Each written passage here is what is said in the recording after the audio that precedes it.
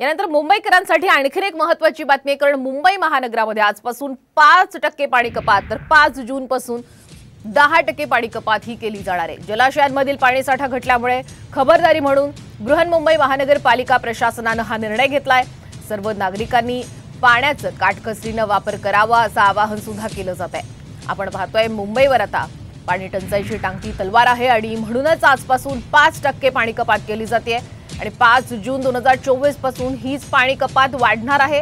10% इतकी पाणी कपात केली जाणार आहे। जलाशयांमध्ये पाणीसाठा घटल्यामुळे ही खबरदारी घेण्याचं आवाहन आहे।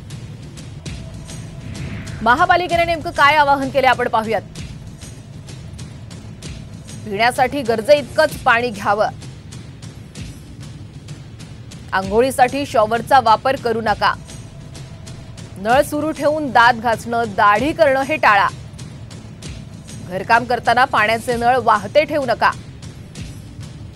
आधीच्या दिवसाचं पाणी शिळं समजून फेकू नका, वॉशिंग मशीनमध्ये एकाच वेळी शक्य तेवढे कपडे धुवा,